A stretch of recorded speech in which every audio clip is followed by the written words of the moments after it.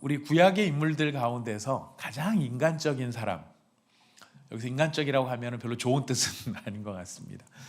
가장 그 사람의 속성이나 본성, 사람의 속성과 본성은 죄된 본성이나 교활한 속성을 말하는 것이죠.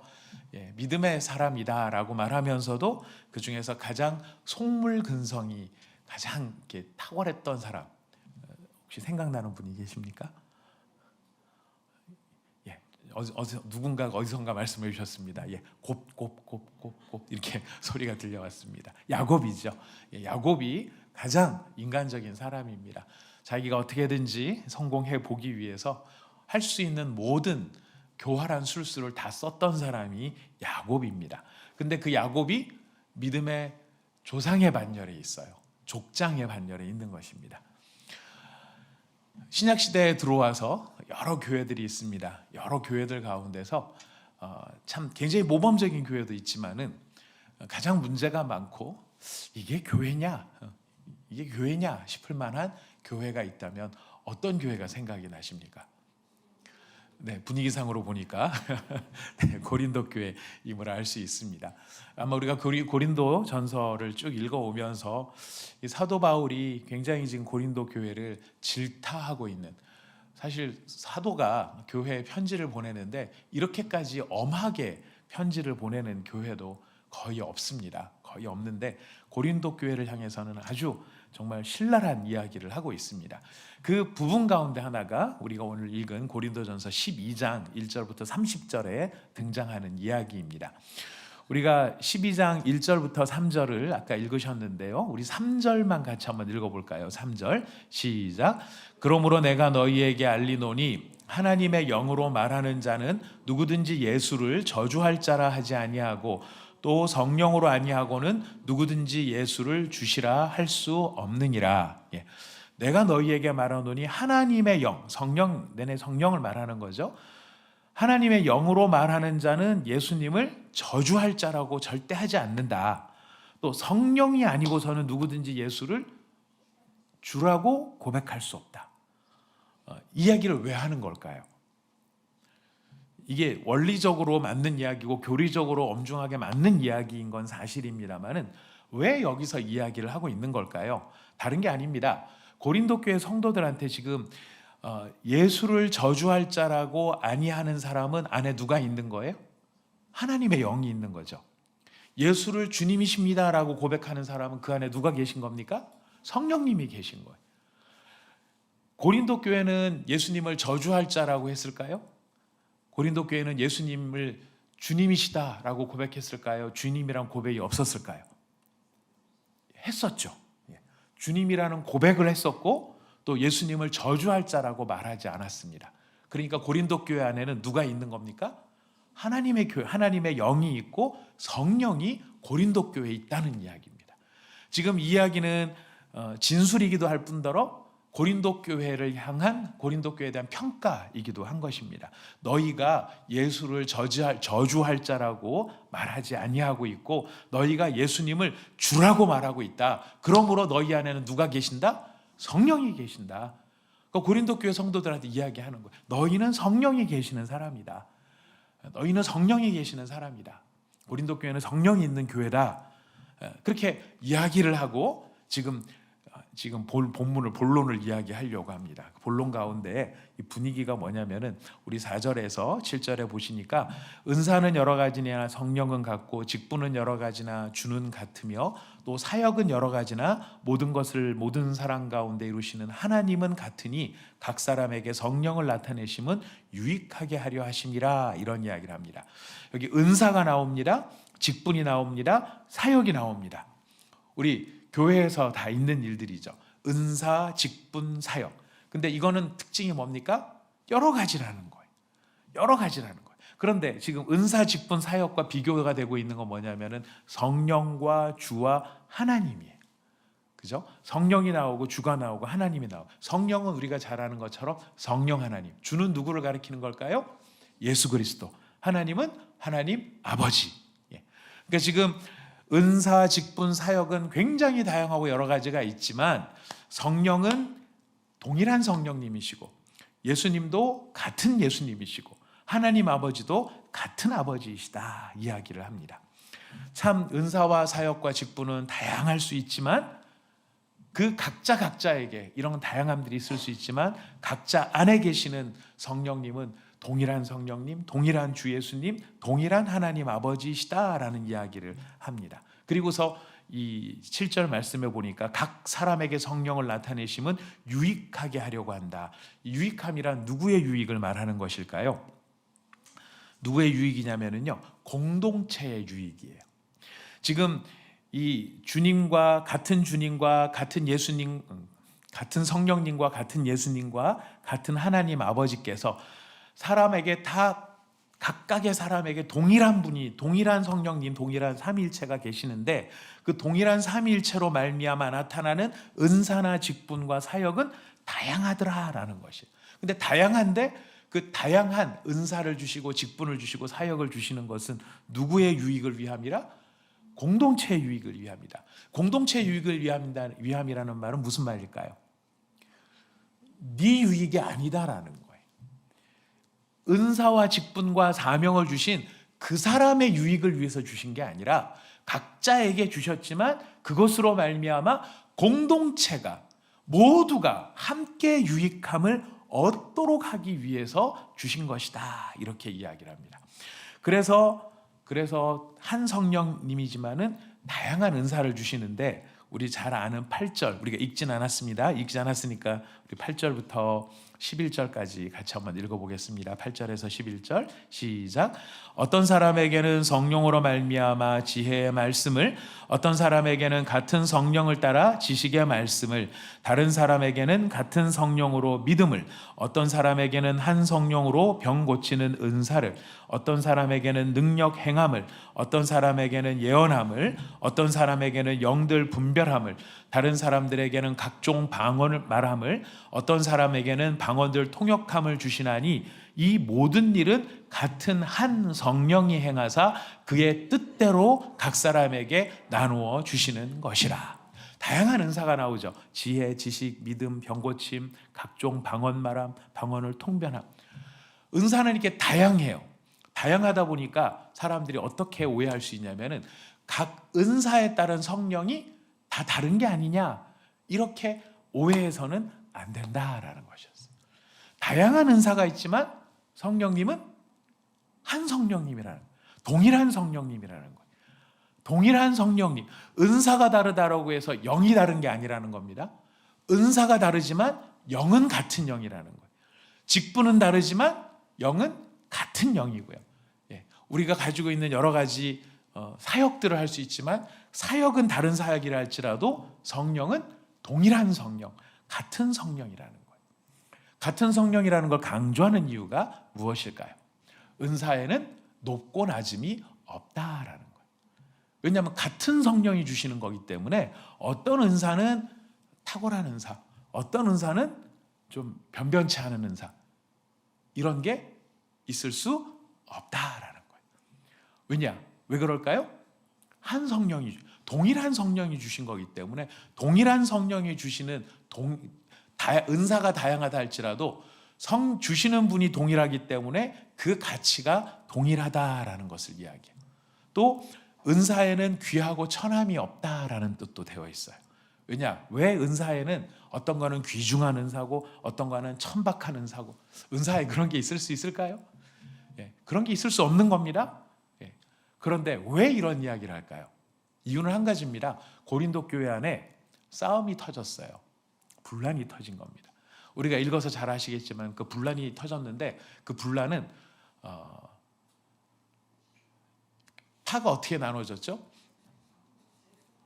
양파, 쪽파, 뭐 이렇게 그렇게 파가 나눠진 게 아니고 무슨 파로 나눠졌습니까? 베드로파, 바울파, 아볼로파, 그리스도파. 그리스도파까지 나왔어요. 각각 이게 나누어진 이유는 하나입니다. 고린도 교회는 잘 사는 교회, 못 사는 교회, 잘 사는 교회였어요. 잘 살다 보니까 이 사람들이 가진 것에 대한 프라이드가 엄청난 사람이었어요. 그 안에서 없는 사람들끼리는 서로 없으면서 서로 이렇게 도닥거리면서 살아가지만 갖기 시작하고 소유의 차이가 나면서 사람들은 그 소유의 차이를 가지고 세상에서의 자존심을 세우고 살아갑니다. 있는 사람은 가졌기 때문에 자존심을 드러내고요. 없는 사람은 없기 때문에 자존심을 더 세웁니다. 그러다 보니까 이런 습성이 어디까지 들어왔느냐? 교회까지 들어온 거예요. 그래서 내가 얼마나 명예로운 사람인가. 내가 세상에서만 명예로운 게 아니라 교회에서도 나는 명예로운 사람이야. 그래서 그 명예를 가지고 뭐를 가지고 명예를 증명하려고 하느냐면 누구랑 더 친한가였어요.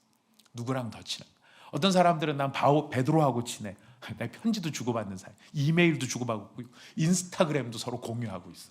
이렇게 베드로하고 친하다는 사람이 있고, 어떤 사람은 나는 바울하고 식사를 같이 했어. 너 같이 바울하고 밥 먹어봤어? 이런 사람들이 나온 거예요. 그러니까 개개인하고 더 친하다라고 하는 것이 친분을 과시하려고 하는 게 아니고 자기를 과시하려고 했던 거예요. 그 과시욕 속에 뭐까지 경쟁을 하느냐면은 너 방언해? 몇 개 해? 이로 나가는 거예요. 일단 방언해 못해로 나눠지죠. 방언하십니까? 방언하시는겨? 방언하셔요? 예, 방언을 하냐 못하느냐 가지고 못하는 사람은 사람 축에도 못 끼는 거예요. 그리고 방언을 한다 하더라도 몇 개를 하느냐, 이걸 가지고 서로 경쟁을 하는 거예요. 어떤 사람은 방언의 개수 갖고 안 하죠. 병은 고쳐봤나? 병은? 뭐 맨날 뭐 이렇게 뭐 샬라샬라 하지만은 너 기도해가지고 사람 나서 봤어? 사람? 그냥 방언을 해도 그거 갖고 진짜는 병을 고치는 거야. 그러니까 누가 뭐라고 했을까요? 한 사람이 탁 보다가 어젯밤에 나는 네가 한 일을 알고 있어. 어젯밤에 네가 무슨 일을 했는지를 알고 있어. 소위 영분별의 은사가 등장을 하는 거죠. 네 마음을 꿰뚫어 보고 있는, 직관하고 있는 겁니다. 무슨 생각을 다 알고 있는 거야. 너 병 고치면 뭐하냐? 네 속이 시커먼데. 딱 이렇게 한마디 하면 어떻게 증명을 하겠어요? 나 흰색 메리아스야. 뭐 이럴 수도 없는 거잖아요. 자, 이런 것을 가지고 서로 경쟁을 하는 거예요. 그러니까 어떤 은사는 높고 어떤 은사는 낮고 어떤 은사는 고귀하고 어떤 은사는 천하고 이런 것을 가지고 경쟁을 하고 있다 보니까 사도 바울이 이야기를 하는 겁니다. 모든 은사가 높고 낮음이 없다. 모든 은사가 귀하고 천한 게 없다. 왜? 주신 분이 같은 분이니까. 같은 분이 주신 거니까. 동일한 분이 주신 거니까. 그리고 동일한 분이 주셨는데 우리 11절 말씀 한번 다시 읽어볼까요?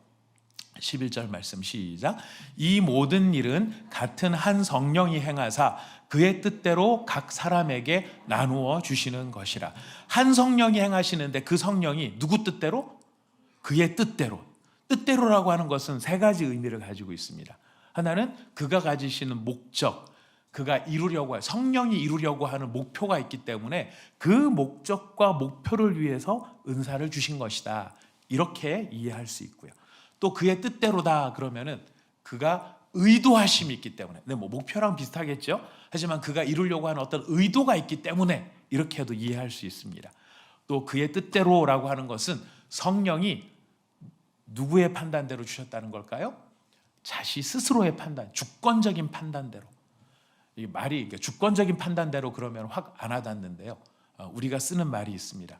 한마디로 오야 마음대로라는 거죠. 주인 마음대로라는 거예요. 주시고자 하시는 사람이 자기 마음대로 주신 거라는 거예요. 그러니까 쟤는 교회 주일날 한 번도 안 빠지고 잘 나오니까 쟤한테는 좀 센 은사. 쟤는 수요예배까지 나오니까 더 센 은사. 쟤는 한 달에 한 번 교회를 나오니까 쟤는 주지 말고. 이런 기준을 가지고 하신 것이 아니라는 거예요. 성령께서 이루고자 하시는 목표가 있고 성령께서 의도하신 바가 있기 때문에 그 의도하심을 따라 성령이 주권적으로 준 거예요. 그러니까 네가 잘나서 준 게 아니다라는 거예요. 어느 목사님의 예화가 하나 떠오르는 게 있습니다. 지금은 이제 중학교나 고등학교나 다 이제 뺑뺑이라고 하죠. 소위 말해서 뺑뺑이로 가지만 예전에는 이렇게 시험을 봐서 가지 않았습니까? 예. 우리 여기에 계신 저보다 연배가 높으신 우리 권사님, 집사님들 가운데서는 제가 알고 있기로 당시에 아주 최고로 좋은 중학교, 최고로 좋은 고등학교 이런 데를 시험을 딱 봐서 한 방에 붙어서 가신 탁월하신 분들이 계십니다. 근데 저 위에 저희 아마 제 위인가 제 위에인가부터 고등학교가 이게 뺑뺑이였어요. 뺑뺑이였어요. 제가 이제 대전에서 고등학교를 나왔기 때문에 그 당시에는 대전 남자는 대전 고등학교, 여자는 대전 여고, 이게 최고 좋은 고등학교였어요. 근데 저희 누나 때부터 뺑뺑이였어요. 3년 전인가 누나 때부터 뺑뺑이였는데 그때 전기 떨어져 후기 떨어져 그 다음에 가는 등급의 학교가 있었어요. 근데 뺑뺑이가 되다 보니까 다 섞은 거잖아요. 다 섞은 거예요. 다 섞었어요. 근데 저희 누나가 딱 된 학교가 거기였어요. 제 1등급, 2등급, 3등급이었어요. 제가 대전에 있는 저기 대신고등학교를 나왔는데 제가 들어가기 전에 저희 윗기 위에 선배 한 3년 전, 4년 전 선배들은 전기 떨어져 후기 떨어져 그 다음에 떨어지고 난 다음 사람들을 모아서 그냥 들어갔던 학교가 저희 학교였다 그러더라고요. 그 학교를 가보니까 선생님들이 다 공수부대 아니면은 해병대 출신인 거예요. 저희 그다음 교련이 있었거든요. 근데 교련 시간에 명찰을 보니까 빨간 명찰을 저희 달고 있는 거예요. 왜 빨간 명찰인지 저는 빨간색이라 멋있다 생각을 해. 알고 보니까 해병대 선생님들이 많아서 빨간 명찰을 하신 거예요. 수학 선생님인데 공수부대 출신이에요. 왜 그런가 봤더니 학생들을 전부 매로 잡은 거예요. 그러니까 아마 다 아실 겁니다. 지금은 전혀 그런 일이 없지만 그래서도 안 되지만은 하여튼 저희 때도 많이 맞고 학교를 다녔거든요. 그래서 선생님 한 분은 이 물통에다가 물 양동이에다가 물을 받아 놓으시고 거기다가 이 홍두깨 같은 거 이렇게 집어 넣어 놓으세요. 그러면 홍두깨가 물을 쫙 빨아가지고 찰져지거든요. 딱 찰지면은 뭐 하나 잘못하면은 칠판 위에를 잡으라고 해요. 그럼 깡충 떼가지고 칠판 위에를 자꾸 매달려 있잖아요. 그러면 그 찰진 홍두깨로, 찰진 홍두깨로 뭐 저희가 여름이나 뭐 이럴 때 보면은 교복이나 뭐 교련복이나 다 얇잖아요. 그걸 가지고 한 대 척 때리면은 쫙 붙어요. 매가 탁 맞고 튀어나오는 게 아니고 쫙 붙어요. 쫙 붙으면 모든 학생들이 누구도 예외 없이 칠판 위로 막 올라가요. 칠판 위로 막 기어서 올라가요. 그래서 다 보면 칠판 위에 이렇게 올라가 있어요. 이런 선생님도 계셨는가 하면 별명이 삼구봉 선생님도 계셨어요. 아주 잊지 못하는데 40대를 때리면 애가 죽는다고 39대를 때리시는 선생님이 계셨어요. 무슨 얘기를 하다가 여기까지 왔을까요? 네, 뺑뺑이 얘기를 하다가 여기까지 왔습니다. 근데 예전에 이제 서울에도 서울고등학교, 뭐 경기고등학교 뭐 이렇게 있지 않습니까? 경기고등학교가 제일 좋은 학교 뭐 그런 거였다면서요. 근데 이제 뺑뺑이로 딱 변한 다음에는 랜덤하게 가는 건데 악세 뺑뺑이를 돌렸는데 경기고등학교가 나온 거예요. 그러니까 부모가 뭐라고 말하냐면 정말 하늘이 알지. 우리 애는 뺑뺑이를 돌려도 하늘이 우리 애가 탁월한 걸 알기 때문에 경기고등학교를 들어갔다고 그렇게 말을 하는 거예요. 뭡니까? 자존심인 거죠. 자부심인 거죠. 프라우드한 것들이 있는 거예요. 근데 이거를 어떻게 해도 다 누구를 위한 거로 생각을 합니까? 자기 유리한 쪽으로 자기를 위해서 생각하는 거예요. 그래서 어떤 분들은 이제 정전이 이제 되는 경우가 있어요. 지금 우리 교회는 뭐 그런 일이 없었습니다만 예전에 제가 교육전도사로 있었던 교회에 수요 예배를 드리는데 한 번은 정전이 됐습니다. 정전이 되면은 뭐라 했냐면 촛불을 이렇게 주죠. 초를 주는데 어떤 사람이 초를 받아서 자기 앞에 놨어요. 근데 그 초를 딱 받으면서 뭐라고 하냐면 역시 하나님께서 사람을 알아보셔. 은혜 있는 사람한테 초를 준다니까. 탁월한 사람한테 초를 준다니까. 옆에 있는 분들한테 누가 한마디가 툭 그렇게 얘기하시면 우스개로 얘기를 하신 건데 우스갯소리로 얘기를 하신 건데 그 초를 그렇게 준 게 그 사람이 이쁘고 그 사람이 탁월하고 그 사람이 멋있어서 그 초를 준 걸까요? 상관없는 거예요. 랜덤하게 준 거예요. 근데 그 초가 자기 앞에 있다는 것이 자기가 탁월하다는 증표가 아니죠. 증거가 아니죠. 오히려 그 사람은 그 초를 가지고 뭐를 해야 됩니까? 자기를 비추는 게 아니라 주변 사람들이 환하게 비출 수 있도록 잘 도와주는 것이 초를 받은 사람의 사명이라는 거예요. 은사가 그런 기능이 있다는 것입니다. 은사는 당신이 믿음 좋으니까 역시 하나님께서 당신을 알아보시니까 이렇게 귀한 은사를 주셨지. 그래 난 이런 은사를 가지고 있어 하고서 자기의 유익, 자기를 자랑하기 위한 게 아니라 그 은사를 가지고 어떻게 해야 되는 겁니까? 주변을 비춰야 되는 거예요. 초로 다른 주변을 비춰야 되듯이 내가 가지고 있는 은사로서 그 부족한 부분이 있는 사람들을 비춰주라고 있는 것이, 그것이 유익함이에요. 공동체의 유익함이라는 거. 그래서 그 은사는 자기 자랑이 될 수 있다 없다? 없다라는 거예요. 절대로 자기 자랑이 될 수 없다는 거예요. 여러분, 설교는 은사일까요? 아닐까요? 말씀을 잘 이해한다는 건 은사일까요? 아닐까요? 그 말씀을 잘 전달한다는 건 은사일까요? 아닐까요? 그러면 이제 우리 소망이 없어지는 사람도 생깁니다. 말씀을 잘 깨달을 수 있는 건 분명히 은사예요. 은사. 예. 근데 말씀을 잘 전달하는 건 훈련으로도 연습해야 될 부분들도 있기는 있어요. 근데 말씀을 잘 깨닫는 사람이 말씀을 잘 깨달으면서, 자, 밑에 다 쭉 줄 서, 하나님이 특별히 나를 사랑하셨기 때문에 나한테 이 말씀 깨닫는 은사를 주셨어. 그러니까 하나님 말씀을 내가 전하는 사람 아니야? 그러니까 내가 너희들보다 높아. 그러니까 나머지는 다 밑으로, 내 밑으로 깔아. 이거는 뭐를 착각한 겁니까? 그 은사를 주신 이유가 이 사람 탁월하다는 걸 자랑하기 위한 게 아니고 다른 사람에게 하나님의 말씀을 다 잘 전달해서 그 사람들이 말씀 안에 바로 서도록 하기 위해서 그 사명으로 은사를 주셨다라는 거예요. 그러니까 그런 은사가 나한테 있는 걸 가지고 내가 자랑하거나 내가 나의 자존심을 세우거나 나의 탁월함을 만약에 세우는데 그 은사가, 나 이런 은사가 있어요 말한다면 그것은 누구를 사실 거스르는 행동일까요? 성령님을 거스르는 행동이 될 수 있다라는 거예요. 그래서 은사를 가진 사람들은 더 조심해야 돼요. 뭘 조심해야 될까요? 이 은사를 다른 사람한테 제대로 사용하고 있는가. 예. 찬양을 하는 것도 마찬가지입니다. 찬양도 은사는 맞는 것 같아요. 저를 보니까 확실히 저는 은사는 조금 덜한 것 같아요. 근데 찬양을 잘 하시는 분이 나 찬양 잘하지 라고 하면서 그래 내가 찬양 잘하니까 개런티 붙여, 어디 가서 내가 찬양해 줄 테니까 내가 한번 움직일 때마다 2천만 원, 이러면 그거는 잘못 사용하는 거라는 거죠. 네, 그건 잘못된 모습이 된다라는 것입니다. 이 모든 것을 통해서 자, 무엇을 위해서 주셨는가? 공동체의 유익을 위해서, 모두가 함께 건강해지기 위해서, 모두가 함께 건강해지기, 이것이 사도 성경이 지금 우리에게 가르치고자 하는 바입니다.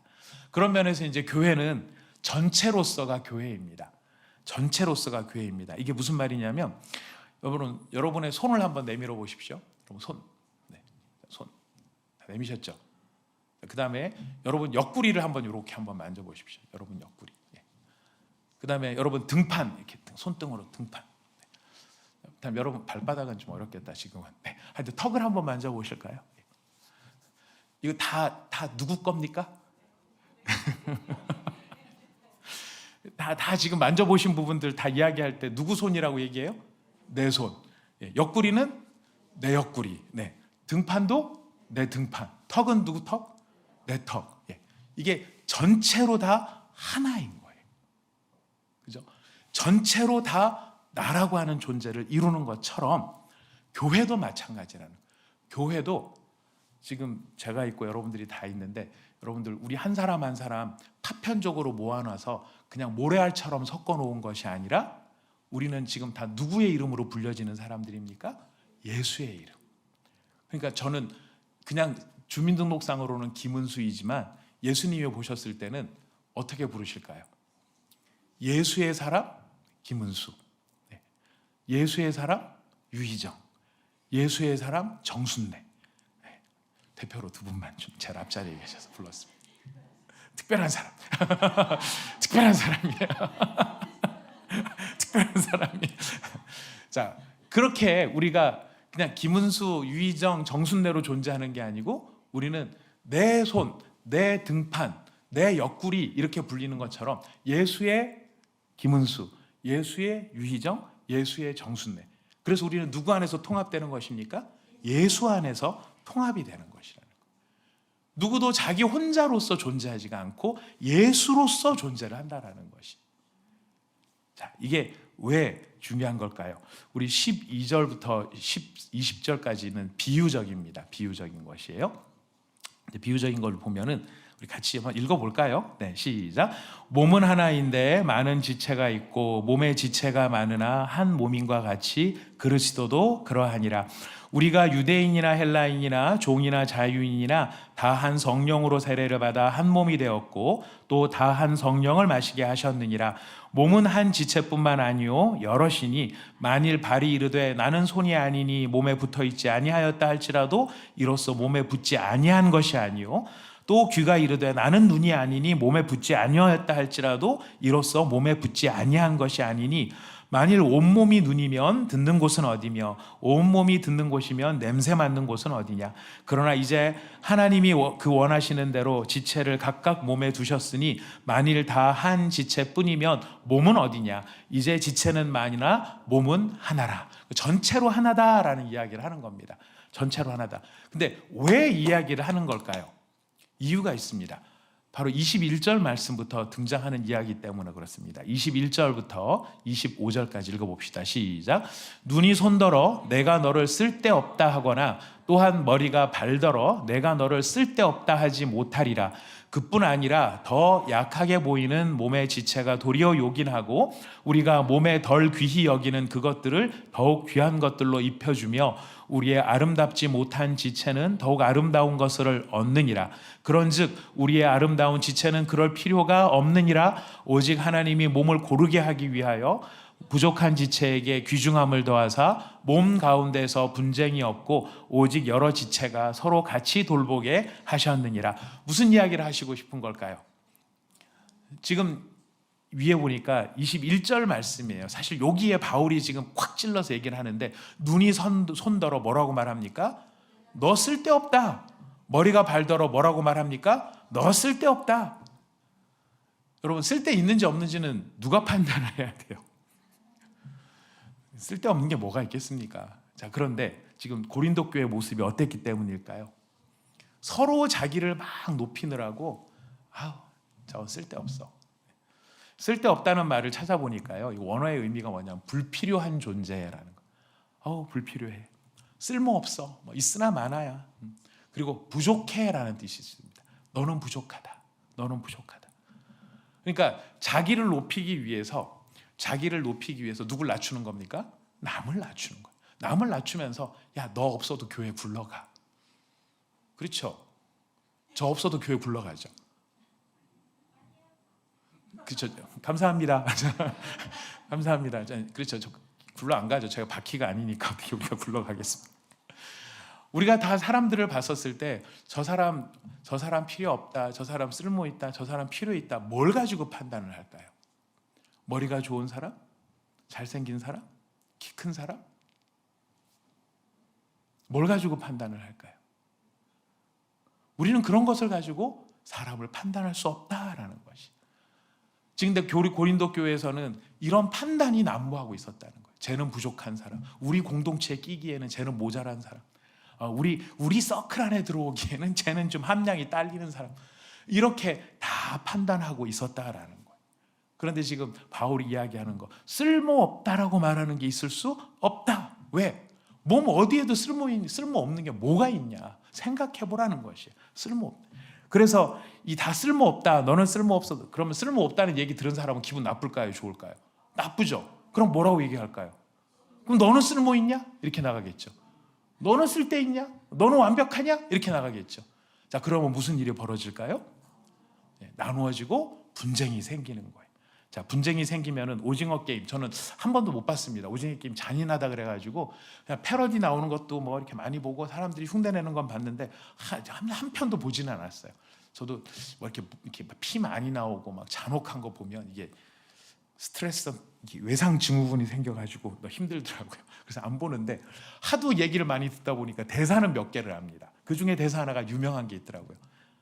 그러다가 다 죽어, 이런 대사가 있다고 하더라고요. 그러다 다 죽어, 뭐 이런 대사가 있다고. 지금 바울이 얘기하는 게 그겁니다. 몸 가운데 분쟁이 없다. 몸 가운데 분쟁이 없다. 무슨 얘기냐면 그렇게 분쟁이 있으면 어떻게 될까요? 누가 살아남을까요? 다 죽는다는 거예요. 다 죽는다. 아우 내 팔 이거 정말 참 너무 다른 거에 비해서 좀 얘는 좀 못생겼어. 그리고 만약에 잘라냈다. 좀 잔인한가요? 잘라냈다 그러면 그 다음에 여기서 썩겠죠. 썩으면 여기만 썩을까요? 결국은 내 몸이 다 죽는 거예요. 다 죽는 거예요. 뭐가 쓸데없다, 뭐가 쓸데있다, 너 필요 없다, 필요 있다, 이 자체의 이야기가 나와서 그렇게 싸움박질을 하기 시작을 하면 다 죽는다, 그 얘기를 하고 있는 것입니다. 그러니 내가 살기 위해서는 누가 살아야 될까요? 같이 살아야 된다. 내가 건강하게 살려면은요, 옆에 있는 내 지체가 건강해야 제가 살 수 있는 거예요. 옆에 있는 내 지체가 힘들어하고 고통당하고 뭔가 끌탕을 하고 있고 썩고 있으면은요, 그게 아이고 쟤 혼자 고생한 애가 아닙니다. 그게 어디로 영향을 미칠까요? 나한테 영향을 미치는 거예요. 왜요? 우리는 그리스도 안에서 하나, 전체로서 하나이기 때문에 그렇다라는 거예요. 우리는 교회 안에서 다양합니다. 은사도 다양하고요, 직분도 다양하고, 여러분 사역도 다양하지만 이것만 다양합니까? 성품도 다양하고요, 인격도 다양해요. 다 다양해요. 그 다양함은 누가 만드신 다양함일까요? 여러분 누가 만드셨어요? 하나님이 만드신 거예요. 하나님이 만든 다양함이 우리 가운데 있지만, 다양하다고 하지만은 기억해야 됩니다. 만드신 분은 한 분이라는 거예요. 동일한 분이 만드셨다라는 거예요. 동일한 분이 만드셨다. 근데 여러분 이게 고린도 전서를 통해서 지금 고린도 교회를 향해 사도 바울이 권면하는 겁니다. 니네들 그렇게 싸움박질하면 다 죽는다. 네가 살고 싶으면은 네가 지금 막 그렇게 힘들어하고 괴롭고 뭐 네가 봤을 때 쓸모없다라고 생각되는 그 사람이 건강해야 누가 건강하다? 네가 건강해질 것이다. 서로가 그래서 서로 건강하게 만들어줘야 된다, 이 이야기를 하고 있는 겁니다. 근데 여러분 우리가 고린도전서 12장을 사실 잘 음미를 해볼 필요가 있습니다. 사도 바울은 분쟁하지 말아라, 싸우지 말아라 이야기를 합니다. 그 이야기는 달리 말하면 뭐가 있다는 겁니까? 분쟁이 있고 싸움이 있고 다툼이 있다라는 거예요. 그럴듯하지만 다툼이 있다라는 거예요. 자, 그런데 여기서 우리가 음미해 봐야 될 내용은 뭐냐면은 앞에 12장 처음 시작할 때를 우리가 기억해야 됩니다. 이 사람들 가운데는 성령이 있습니까? 없습니까? 성령이 있다는 거예요. 다툼이 있고 분쟁이 있고 분란이 있는데 놀라운 거는 그 안에 누가 계시는 거예요? 성령이 계시는 거예요. 우리는 이렇게 막 마음이 안 좋아지면은 심지어 무슨 뭐까지 의심을 하느냐면은 저 사람의 구원을 의심하는 거예요. 구원받은 사람 맞을까? 어떻게 구원받은 사람이 저럴까? 우리는 거기까지 끝을 봐요. 끝을 보는 면이 있는 거예요. 근데 놀랍게도 사도 바울은 지금 뭐로 시작을 하느냐면 너희는 성령의 사람이다로 시작을 하는 거예요. 뭐는 부정할 수 없으니까. 예수를 주로 시인하는 거는 너희 안에 있고, 너희가 예수를 저주받을 자라고 말하고 있지 아니하는 그런 너희, 이런 모습은 너희 안에 누가 있기 때문이다? 성령이 있기 때문이다. 근데 우리가 기억해야 돼요. 성령이 있더라도 뭐가 있을 수 있다는 것입니까? 분쟁이 있을 수 있고 다툼이 있을 수 있다. 놀랍지 않습니까? 우리가 성령 충만, 요즘 제가 막 성령의 우리가 막 그 실질적인 경험, 성령의 체험, 예수님과의 동행 이런 걸 굉장히 강조를 합니다. 자, 그런데 성령 충만하면 우리가 안 싸울까요?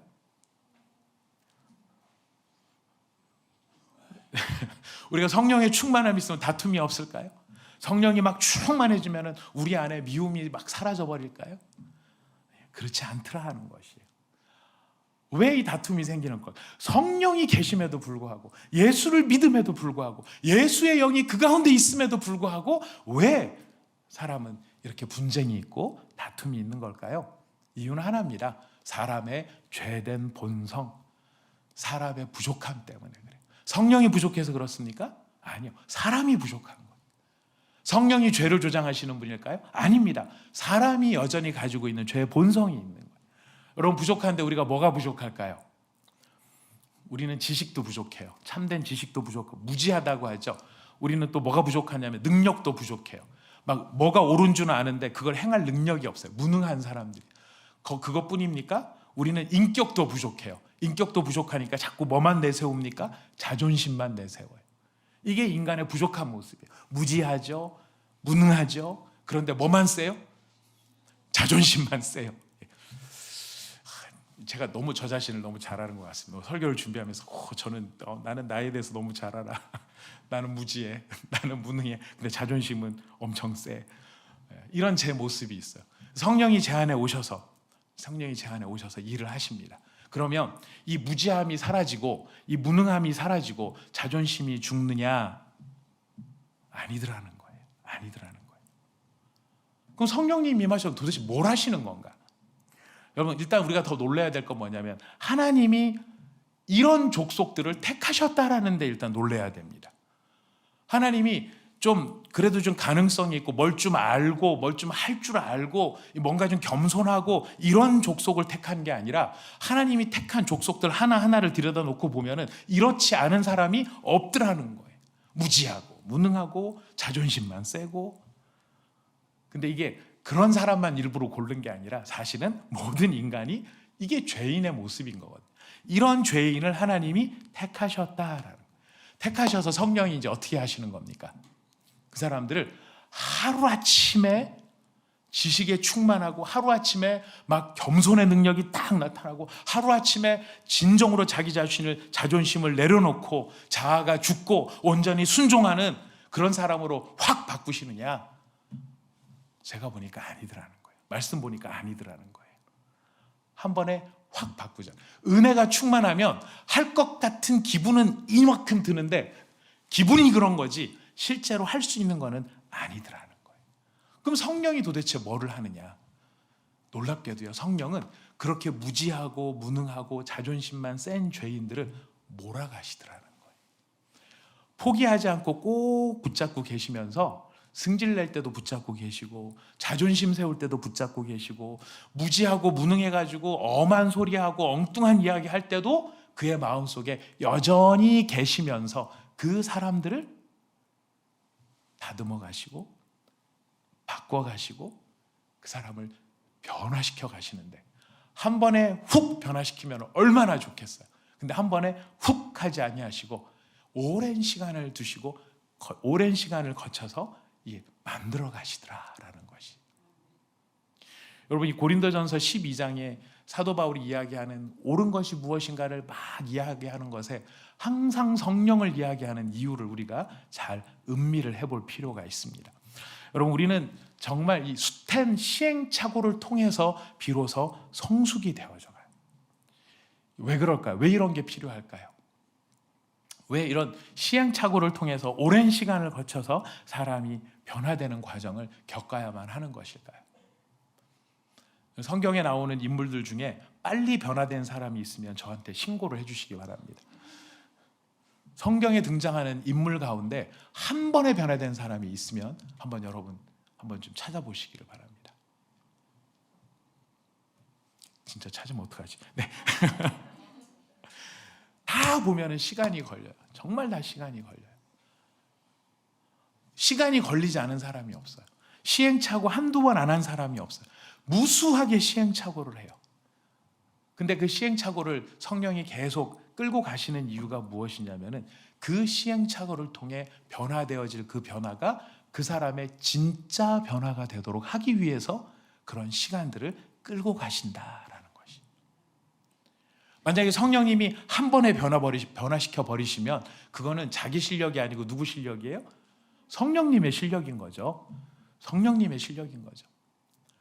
어떤 은사를 발휘할 때는 성령이 확 발휘할 때가 있어요. 삼손이 이스라엘을 구원할 때 블레셋 군사 1000명을 쳐 죽일 때는 성령이 순간적으로 역사를 하세요. 성령이 순간적으로 역사를 했지만 삼손의 본성과 성품이 변합니까? 안 변해요. 은사를 발휘해서 엄청난 일을 하지만은요, 성격은 안 변하고 성품은 안 변해요. 여전히 죄 가운데 있더라는 거예요. 그런데 그런 여전한 죄 가운데 있는 삼손을 성령이 떠나지 아니하시고 지켜가시면서 그를 다듬으시는 거예요. 인격을 다듬으시는 거예요. 인격을 다듬으셔서 그를 완성시켜 가시는 것이죠. 교회가 세상에 뭐 걱정이 되고 있다, 교회 여러 가지 염려가 많다, 우리가 이런 이야기를 들어요. 그리고 참 안타깝게도 어떤 분들은 막 그런 걸 공개적으로 이야기하는 분들도 계세요. 우리가 모를까요? 알아요. 우리가 말 안 한다고 해서 그럼 교회가 그런 게 없느냐? 아니, 있어요. 교회는 초대교회부터 시작해서 2000년이 지난 한국교회까지 이 세상에 완전한 교회, 온전한 교회는 하나도 없어요. 다 썩은 데가 있고요, 다 아픈 데가 있고요, 다 모자란 데가 있어요. 사랑으로만 충만한 교회가 어디 있습니까? 초대교회 성령 충만해서 3,000명이 돌아오고 자기의 소유를 다 팔아 이웃에게 필요한 걸 다 나눠줬다 그랬는데 바로 그 다음 장에 뭐가 나옵니까? 헬라파 과부하고 히브리파 과부들이 디립다 머리끄댕이 잡고 싸우는 장면이 나오잖아요. 머리끄댕이 잡고 싸우니까 누구를 세웁니까? 7 집사님을 세우잖아요. 7 집사님 세우는 이유가 뭡니까? 저것들 싸움 뜯어 말리라고 세우는 거잖아요. 왜 싸움이 벌어집니까? 그 성령 충만한 초대교회에 예수님 제자들한테도 그런 게 있었다라는 것이 있는데, 바로 그런 인간들, 그런 게 인간의 본 모습이고, 그런 인간의 본 모습, 그렇기 때문에 우리한테 누가 필요한 것입니까? 그렇기 때문에 우리에게 성령이 필요한 것이고요, 그렇기 때문에 우리에게 예수가 필요한 것이, 우리한테 큰 은혜를 주셔서 우리가 막 뭔가를 할 수 있을 것 같은 그게 우리의 착각인 거예요. 우리로 하여금 뭔가 할 수 있을 것 같았던 그 마음속에 훅 넘어지는 것을 통해 우리한테 교훈을 주시는 겁니다. 네 스스로 설 수 없다. 우리는 항상 누구를 의지하는 사람이 되어야 된다? 예수를 의지하고. 항상 누구를 붙들어야 됩니까? 성령을 붙들어야 돼요. 성령을 놓치고 예수를 놓치는 순간 우리는 헤매는 거죠. 여러분, 우리가 기도도 마찬가지입니다. 말씀을 정리하면서 정돈을 하겠는데요. 기도를 도깨비 방망이라고 생각하는 사람은 아무도 없습니다. 그죠? 여러분, 기도가 도깨비 방망입니까? 금 나와라 뚝딱, 주님 금 주세요 뚝딱 그러면 금이 나옵니까? 안 나와요. 우리 잘 알아요. 근데 실제로 하다 보면은, 실제로 우리가 기도 생활을 검토를 해보면은 도깨비 방망이 다루듯이 기도를 여전히 쓰고 있는 것을 봐요. 근데 금 나와라 뚝딱 했는데 안 나오니까 하나님 실망했어요. 하나님 지금 금 나와라 했는데 왜 안 나오는 건가요? 우리가 이런 좌절을 할 때가 있습니다. 자, 그런데 여러분, 기도는 그 본질이 뭐냐면, 엄밀한 의미에서 기도는 하나님 앞에서 내가 죽는 시간이 기도예요. 우리가 그 기도를 잘 음미를 해봐야 돼요. 기도는 뭔가를 이루는 시간이, 내가 뭔가를 이루어갈 수 있는 방법이 되는 시간이 아니고, 엄밀한 의미에서 기도는요, 하나님 앞에서 내가 죽는 시간이 기도예요. 죽어야 하는 것을 연습하는 시간이 기도예요. 죽는다는 게 딴 게 아닙니다. 예수님이 기도가 자기를 죽이는 것이라는 걸 적나라하게 보여주셨죠. 뭐라고 기도하셨습니까? 내 뜻대로 마옵시고 아버지의 원대로 되기를 원하나이다. 그게 무슨 시간입니까? 자기를 죽이는 시간. 하나님 앞에서 나를 막 이야기하는 것이 아니라, 진짜 참된 기도는 뭐냐면, 그러니까 성숙한 기도죠. 뭐 다른 기도는 가짜 기도다 이렇게 말할 수는 없습니다. 우리는 성숙을 향해 나가고 있으니까요. 그러나 우리가 진정한 성숙의 자리에 이르르면 그 기도 가운데서 자기 죽음을 체험을 한다는 것이. 어떤 면에서요? 내 뜻대로 마옵시고 아버지의 원대로 되기를 원하나이다. 여러분, 이렇게 기도하면 아버지께서 정말 아버지 뜻대로 하실까 봐 겁나지 않으세요? 저도 많이 겁납니다. 저도 많이 겁납니다. 그래서 이제 제 뜻대로 마옵시고 아버지의 원대로 되기를 원하나이다 하고, 이제 주님 굉장히 멋있었습니다. 근데 주님 정말로 다 아버지 뜻대로 하시면 어떡하죠? 이런 두려움이 우리 가운데 있을 때도 있어요. 이게 상대적으로 뭘 가르쳐 주는 걸까요? 아직 우리가 죽지 않았다. 우리가 아직 잘 죽지 않았다. 그래서 기도가 뭔지도 잘 모르고 지금 우리가 막 하는 게 그게 기도인 거라고 생각을 하고 막 하는데, 놀라운 건 뭡니까? 하나님이 그거를 다 받고 계신다라는 거예요. 성령이 충만한데 성령 충만함 갖고 싸우는 사람들도 저것들 성령 다 빼서 걷어치우는 게 아니고, 성령 충만한데도 싸우고 있는 그 사람들을 품으시는 거예요. 배운 지식이 많으면 많은 지식 갖고 싸우는 것도 품으시고, 뭐 의욕만 앞서서 막 하자 그래놓고서 하자라고 외치놓고 못하는 사람한테 니들은 왜 못해 이 가짜들아 이렇게 말하는 그런 교만함도 품으시는 거예요. 여기에 은혜가 있는 것입니다. 이것이 은혜인 것입니다. 그래서 저는 은혜 없이는 못 사는 게 저 자신이라는 것을 너무나 잘 알고 있습니다. 그리고 우리 교회 은혜 없이는 안 되는 교회라는 것도 너무나 잘 알고 있습니다. 우리 가정도 은혜 없이는 안 되는 가정이라는 것을 너무나 잘 알고 있습니다. 우리 다락방도 은혜가 없이는 안 되는 다락방이라는 것을 알고 있습니다. 왜요? 우리는 성령 충만해도 뭐 하는 사람? 싸우는 사람. 예. 그럼에도 불구하고 그 싸우는 우리들을 품어주시는 아버지. 근데 품기만 하는 걸까요? 기억하셔야 됩니다. 몰아가십니다. 여기에 은혜가, 진짜 은혜가 등장하는 겁니다. 예. 여기에 진짜 은혜가 등장하는 거. 하나님은 그냥 품어주시는 하나님만이 아니세요. 품으시면서 우리를 몰고 가시는 거예요. 어디까지 몰고 가시는 걸까요? 절대로 하나님은 이 부분에선 타협이 없으세요. 예수 그리스도의 장성한 분량에 이르도록 우리를 몰고 가시는 거예요.